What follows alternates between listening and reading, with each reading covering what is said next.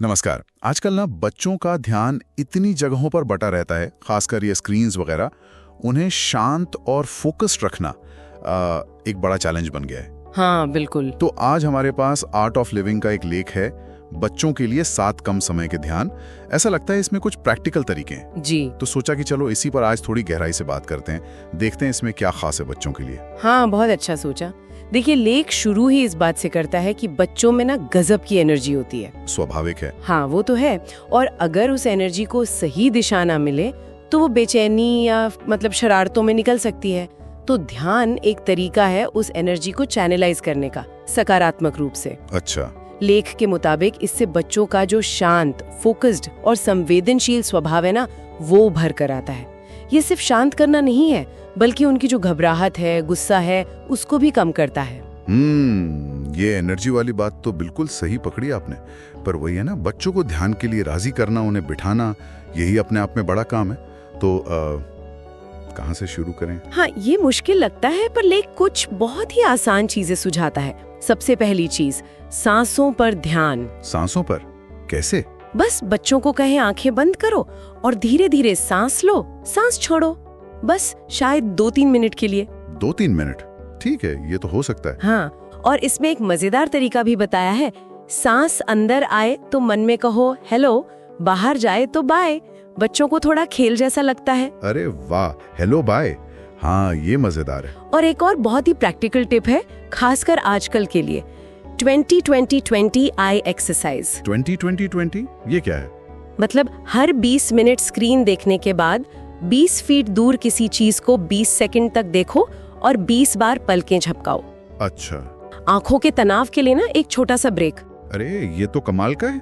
ये तो हम बड़े भी कर सकते हैं। स्क्रीन टाइम तो सबका ही ज्यादा है आजकल। बिल्कुल बिल्कुल, सबके लिए है ये। अच्छा, तो सांस हो गई, आंखें हो गई, और क्या तरीके हैं? लेख में मैंने देखा प्राणायाम का भी जिक्र है, खासकर खेलने के बाद। हाँ जी, ये अच्छा सुझाव है, क्योंकि खेल के बाद बच्चे वैसे ही थोड़े थके होते हैं, तो शायद दिमागी तौर पर शांत होने के लिए ज्यादा तैयार हो। इसमें खास तौर पे भ्रामरी प्राणायाम का जिक्र है, वो जिसमें मधुमक्खी जैसी भिनभिनाने की आवाज निकालते हैं ना। हाँ हाँ, सुना है। लेख कहता है कि ये बच्चों को मजेदार लगता है और इसकी जो वाइब्रेशन होती है ना, वो तुरंत शांत करती है। अच्छा, मधुमक्खी वाली आवाज, ये तो पक्का मजेदार लगेगा उन्हें, खेल खेल में हो जाएगा। बिल्कुल। और एक है भस्त्रिका प्राणायाम, वो अगर बच्चा थका हुआ महसूस कर रहा है तो उसे तुरंत एनर्जी दे सकता है। ठीक है, पर इसमें समय का कुछ बताया है? कितनी देर करें? हाँ, बताया है। जैसे 8 से 12 साल के बच्चे हैं तो उनके लिए 5 मिनट काफी हैं, और जो किशोर हैं 13-18 साल वाले, वो 5 से 10 मिनट कर सकते हैं। अच्छा, मतलब उम्र के हिसाब से ये जरूरी है। पर मान लीजिए बच्चा इतना चंचल है कि वो प्राणायाम के लिए भी नहीं बैठ रहा, तब कुछ और? क्या लेख में मंत्रों या श्लोकों का भी जिक्र है? हाँ है, और ये खास तौर पर उन बच्चों के लिए सुझाया गया है जिन्हें चुपचाप बैठना मुश्किल लगता है, मतलब 10 साल से छोटे बच्चों के लिए। अच्छा। ओम नमः शिवाय जैसा कोई सरल सा मंत्र ले लें। छोटे बच्चे हैं तो जोर से जप सकते हैं, बड़े हैं, किशोर हैं तो मन में दोहरा सकते हैं। ये उनके चंचल मन को एक एंकर देता है, एक सहारा मिल जाता है। सही बात है। और संस्कृत श्लोकों के पाठ का भी जिक्र है।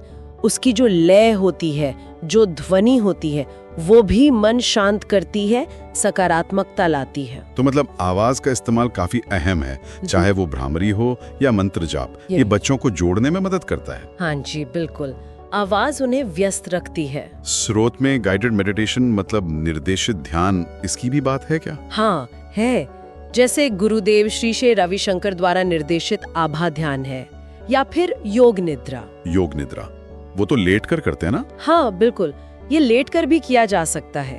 तो जो बच्चे थके हुए हैं या बैठकर ध्यान नहीं करना चाहते, उनके लिए ये बहुत आरामदायक हो सकता है। शरीर और मन दोनों को गहरा आराम मिलता है। तो मतलब सांस से लेकर आवाज, मंत्र और यहाँ तक कि लेट कर करने वाले ध्यान तक काफी सारे विकल्प हैं, अलग अलग बच्चों के लिए, अलग अलग मूड के लिए। जी बिल्कुल। तो इन सब तकनीकों को लेकर लेख का निचोड़ क्या है?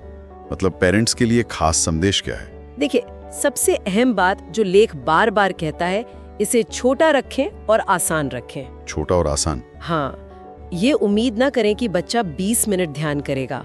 5-10 मिनट काफी है, खासकर शुरू में। ठीक है। तो शायद 10 मिनट ठीक है।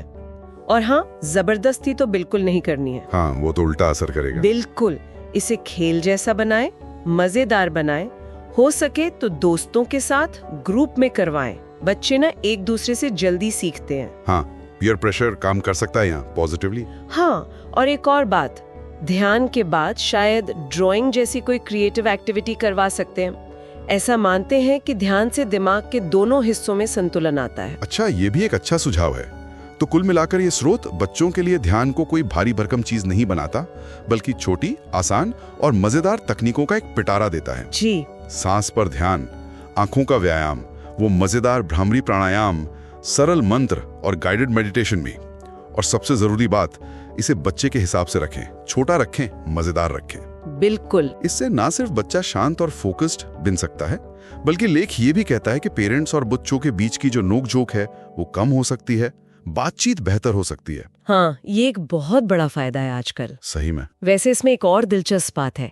लेख में ना राम ध्यान जैसे गाइडेड मेडिटेशन का जिक्र है, जिसका अर्थ बताया गया है मेरे भीतर का प्रकाश।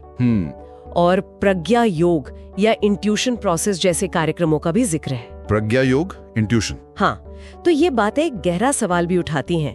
क्या ये अभ्यास सिर्फ शांत करने और ध्यान बढ़ाने तक ही सीमित है, या जैसा कि नाम इशारा कर रहे हैं, प्रज्ञा यानी विवेक या इंट्यूशन, क्या ये बचपन से ही बच्चों की जो आंतरिक जागरूकता है, जो सहज ज्ञान है, उसे जगाने में भी कोई भूमिका निभा सकते हैं? हाँ, ये तो सोचने वाली बात है कि इन सरल दिखने वाली तकनीकों का असर शायद कहीं ज्यादा गहरा हो सकता है। बिल्कुल, ये आगे सोचने के लिए एक अच्छा बिंदु है।